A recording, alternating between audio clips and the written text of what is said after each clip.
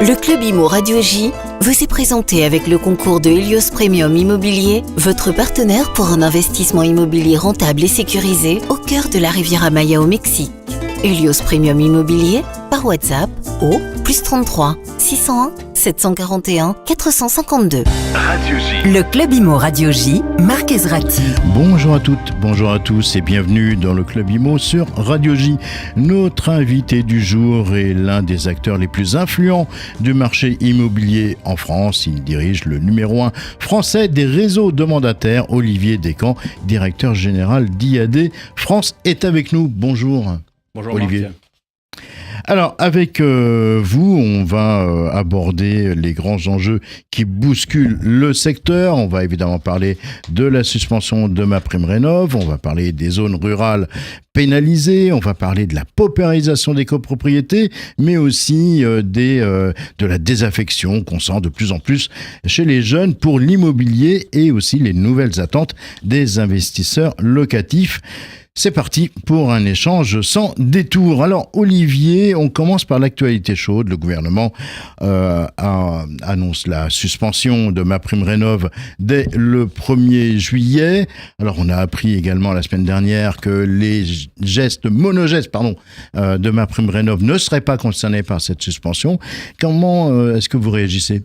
Alors, les monogestes et le guichet va rester ouvert tout l'été, donc ça c'est une bonne nouvelle pour les vendeurs et les acquéreurs notamment.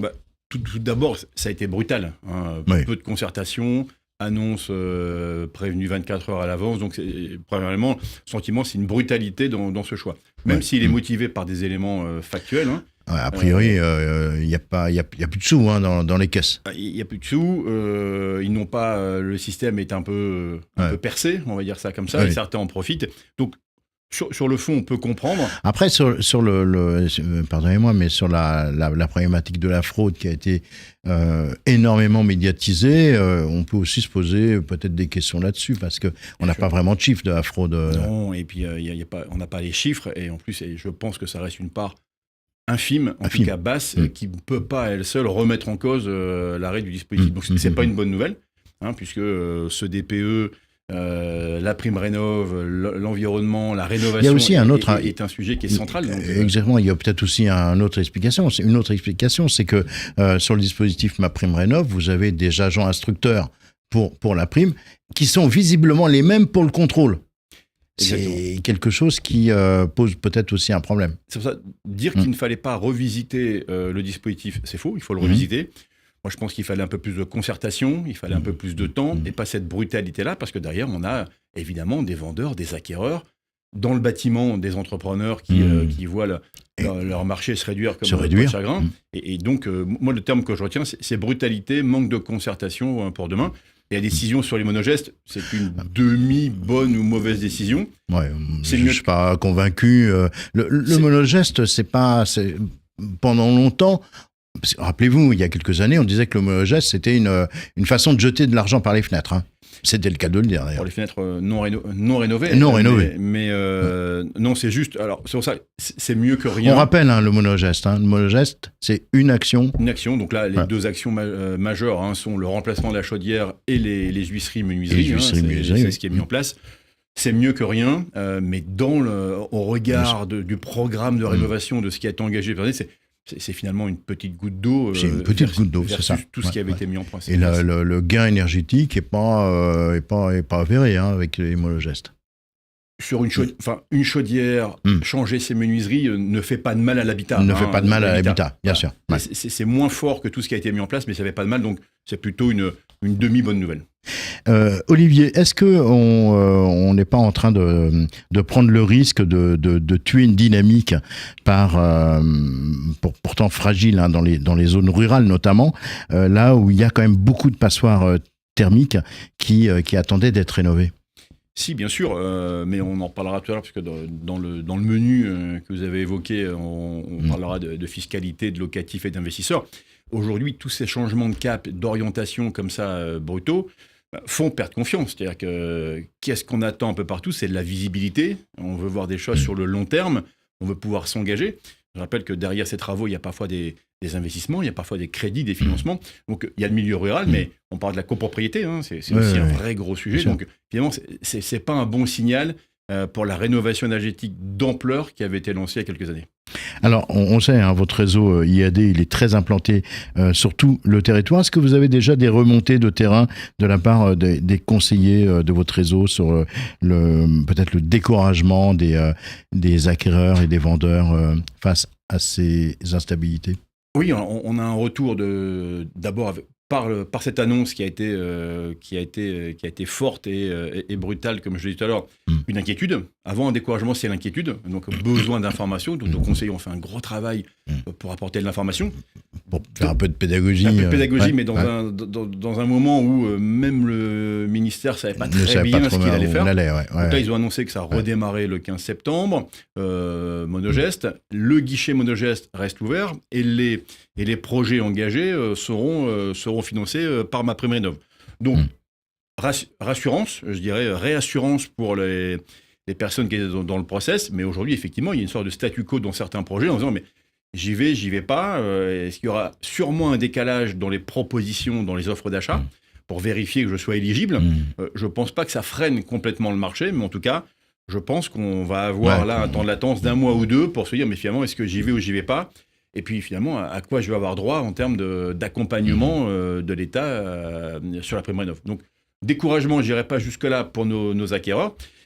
C'est plutôt de l'attentisme. Par contre, on en parlait tout à l'heure, il y a un vrai découragement des investisseurs. Qui se disent là, aujourd'hui, mais quelle est ma visibilité? Et là, les allers-retours... Vous y croyez à ce retour annoncé le 15 septembre de MaPrimeRénov'? Oui, j'y crois. La ministre est plutôt engagée, elle se bagarre, même si elle se bagarre parfois...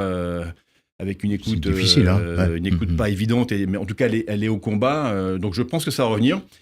On vient déjà de voir que c'était réservé aux monogestes. Est-ce que ce sera réservé à une certaine population, à un certain type de revenus encore plus drastique? Ça, on verra. Un mot sur les copropriétés. Vous en avez parlé il y a quelques instants. Donc, le Sénat vient de publier un rapport choc sur la paupérisation des copropriétés. Hein. C'est un vrai problème. D'ailleurs, on se demande même si c'est pas le futur logement social. Exactement. Il révèle plusieurs choses. Hein. D'abord, sur les 578 000, je crois, copropriétés un peu plus, déclarées. 800 000, il y en a 300 000 qui sont non déclarés. Sur les presque 600 déclarés, il y a 1 million de copropriétaires modestes ou très modestes. Donc ça, c'est un premier élément. Le deuxième élément majeur, 35% ont un DPE F ou G. 35%. Et 50% des lots de copropriété en Ile-de-France seraient dans un habitat, on va dire, catastrophique. Dégradé. Très dégradé. Et donc, on est dans la spirale, dans la mauvaise spirale de la copropriété. C'est-à-dire que je suis copropriétaire, j'ai des revenus modestes, donc je revends à quelqu'un qui n'a pas les revenus pour, je dirais, travaux. On refuse des appels de charges, ce qui fait que le bien se dégrade. Effectivement, quand le bien se dégrade, il finit sous administration judiciaire, souvent, de plus en plus. Sans parler de nous. Alors nous ne sommes pas sur ce marché-là et sur ce métier-là, mais de nos confrères qui font face à des impayés. C'est qu'aujourd'hui, le volume d'impayés a explosé. Il a explosé. Donc, non, c'est une vraie bombe à retardement. Et effectivement, on pourrait imaginer que dans certains bassins, certaines villes, ça peut être demain un sujet explosif. Olivier, j'ai envie de vous entendre également sur la formation initiale des agents immobiliers. Oui, un sujet passionnant, un sujet qu'on attend depuis très longtemps, et qu'on soit négociateur en agence, franchisé ou mandataire, adhérent à la FNAIM ou à l'UNIS, tout le monde est impatient d'avoir cette formation. Alors, ça change pas grand-chose. Où ça en est là? Ça discute. Ça discute encore. Ça discute. Daniel Dubrac de l'UNIS est évidemment sur le sujet avec la ministre, qui souhaite qu'il y ait un accord, un compromis entre les forces syndicales professionnelles. Qu'est-ce que ça va changer pour nous? Pas grand-chose. Il y a bien longtemps qu'on formait nos mandataires. Formés depuis longtemps. Hein. Évidemment. Quand on a décidé, il y a 17 ans, d'être une entreprise de reconversion pour que chacun ait sa chance dans l'immobilier, donc la formation est cœur chez nous. Donc nous, les demandes sont assez simples. C'est ce décret qui est en gestation depuis, de publication et d'application depuis 11 ans, doit être revisité avec la vie qui a changé. La vie, c'est quoi? C'est aujourd'hui, formation distancielle ou présentielle, ça va être au choix des entreprises, évidemment. Le nombre d'heures, nous, on est attaché à avoir un nombre d'heures autour de 21-28 heures qui serait déductible des 42 heures. Des 42 heures, des 42 heures de la triennale loi Allure. Voilà, donc c'est les deux sujets. Mais nous, on a apprécié cette démarche-là. Enfin, cette démarche était un peu musclée de la part de la FNAIM vers les pouvoirs publics. Mais en tout cas, ça ne va pas changer grand-chose. Nous, la formation, c'est cœur. On a plus de 600 formateurs habilités chez nous. On a 220 pôles de formation en France.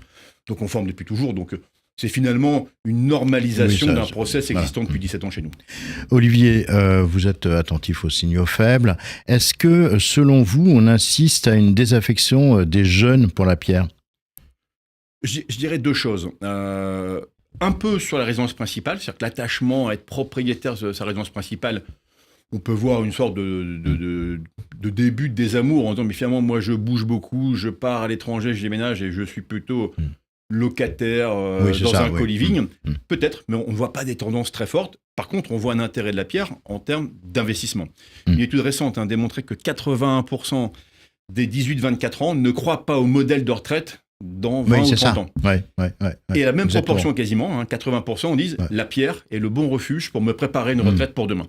Donc ça, c'est très intéressant de se dire que les jeunes restent attachés à la pierre et notamment sur un investissement qui leur générera des revenus en disant mais finalement si je veux avoir une retraite, je compte pas trop sur ce qui va se passer, sur ce qui est en train de se passer, je vais la construire moi-même. Donc là il y a un intérêt là-dessus.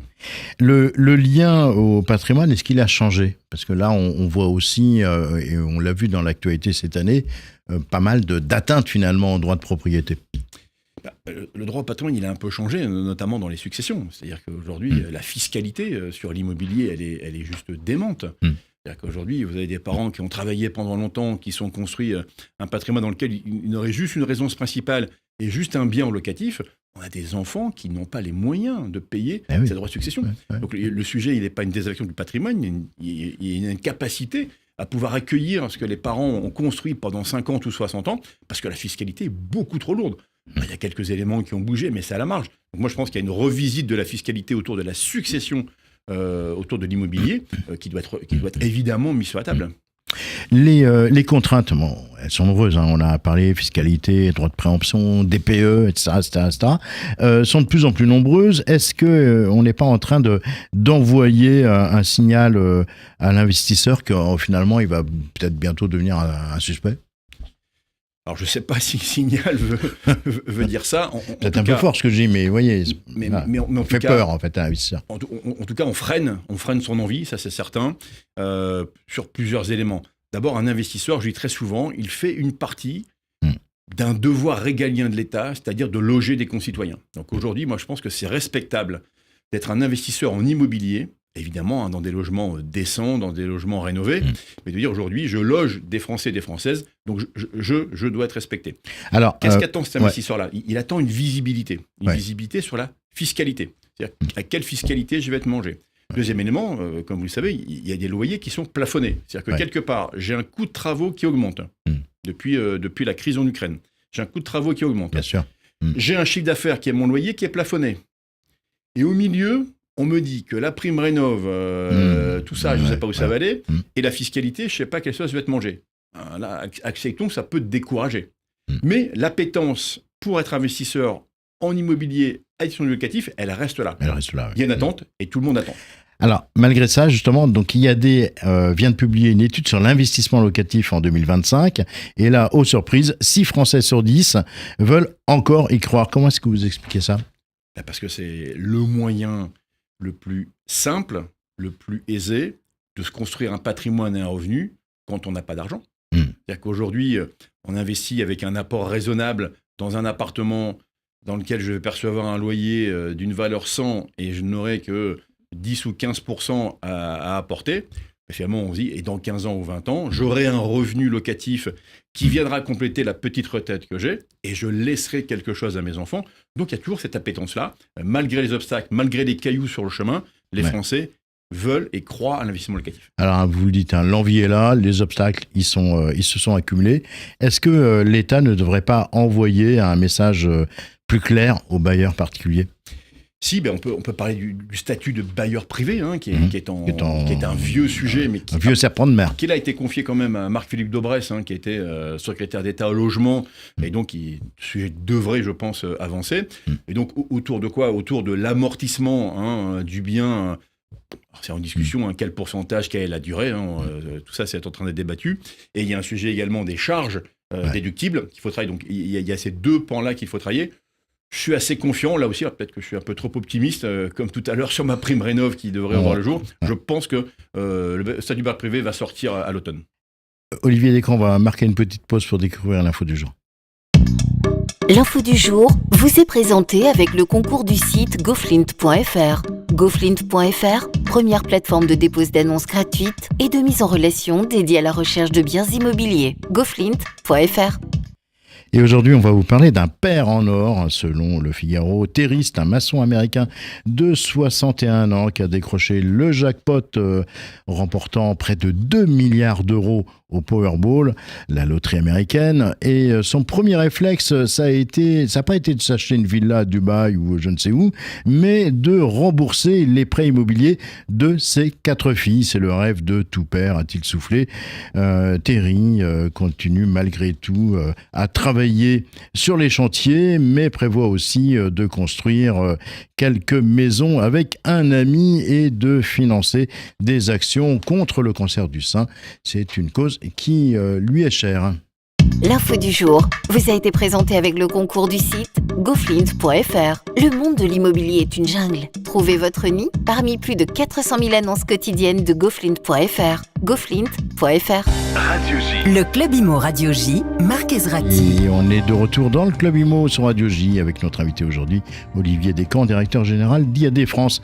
Olivier, un mot sur le rôle des investisseurs. On parle souvent des spéculateurs, mais vous rappelez qu'il y a aussi une majorité d'investisseurs prudents qui veulent simplement préparer leur retraite ou générer un complément de revenus.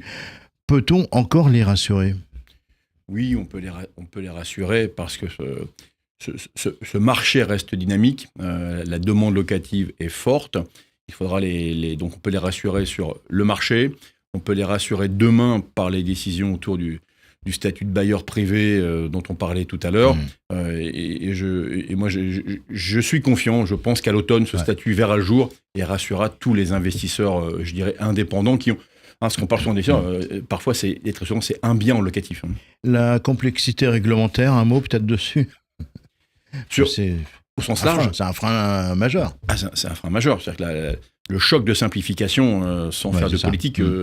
on l'a pas bien vu. Ça reste vraiment un gros obstacle à franchir. Alors, dans votre étude, on voit également que la gestion locative est vécue comme un vrai stress par les bailleurs. Comment est-ce qu'on y répond concrètement ? Oui, parce que qu'est-ce qui les stresse ? C'est l'impayé, c'est la carence et c'est le squat. Le squat, ça a été résolu par l'ancien ministre Kasbarian qui a fait voter une loi qui protège les investisseurs. Et donc aujourd'hui, la gestion locative, c'est quelque part se dire, mais finalement, j'investis, je sais à quelle fiscalité je vais être quelque part mangé, je connais l'appoint que je vais devoir donner pour faire la jonction entre le remboursement et le loyer que je vais percevoir. Et ce qu'on veut, c'est du zéro souci.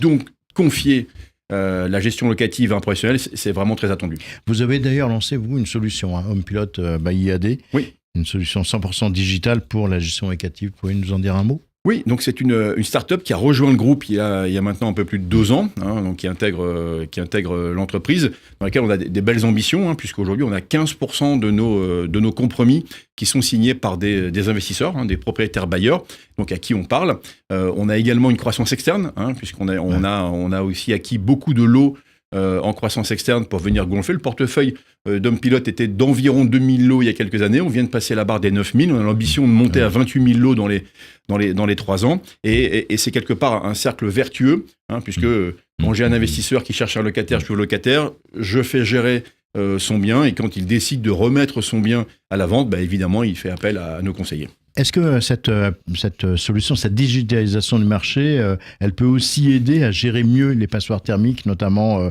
pour faciliter les échanges de travaux, d'entretien, par exemple, ou d'aide ?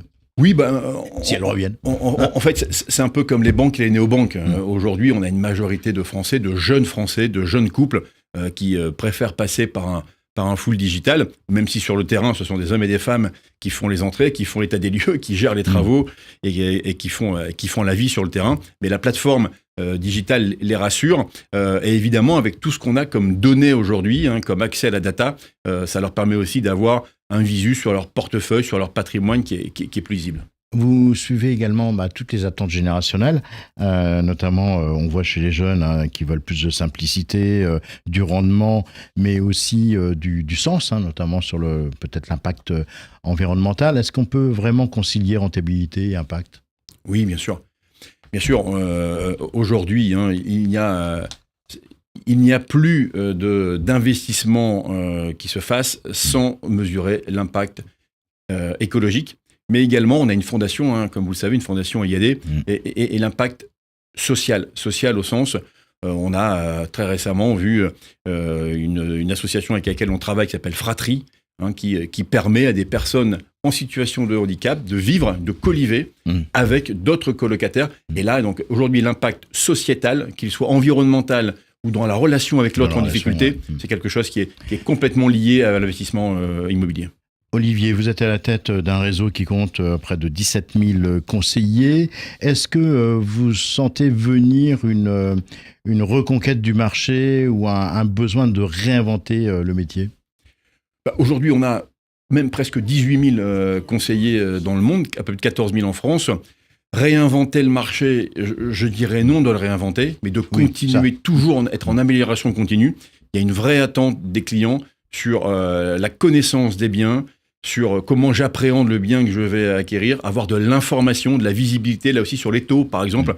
Quels seront les taux de demain, quels sont les travaux que je vais avoir à faire. Aujourd'hui, les documents qu'on donne, les informations sont de plus en plus riches. En un mot, quel message vous donneriez à ceux qui nous écoutent aujourd'hui sur Radio J et qui se posent des questions, qui s'interrogent, qui ne savent pas de quoi sera fait l'avenir ? Je dirais deux choses. La première, ayez confiance dans l'immobilier qui reste l'investissement le plus durable et le plus fort. Et deuxième élément, si vous avez envie de changer de vie et de faire en sorte d'accompagner des Français et des Françaises qui veulent changer de vie au quotidien, rejoignez la team IAD. Merci beaucoup Olivier Descamps d'avoir fait le détour par les studios de Radio J aujourd'hui pour cet échange passionnant et sans langue de bois et très utile au fond. Voilà, le Club Immo, c'est terminé pour aujourd'hui. Cette émission, on la retrouve comme d'habitude sur la page Radio J Mag de YouTube et sur la nouvelle chaîne 100% Immo, accessible 24 heures sur 24 et 7 jours sur 7 sur le site radioj.fr. Moi, je vous retrouve demain à 16h05. D'ici là, très belle fin de journée à toutes et à tous. Le Club Immo Radio J vous a été présenté par Helios Premium Immobilier. Avec une équipe française sur place d'Helios Premium Immobilier, investissez de manière rentable et sécurisée au cœur de la Riviera Maya, au Mexique.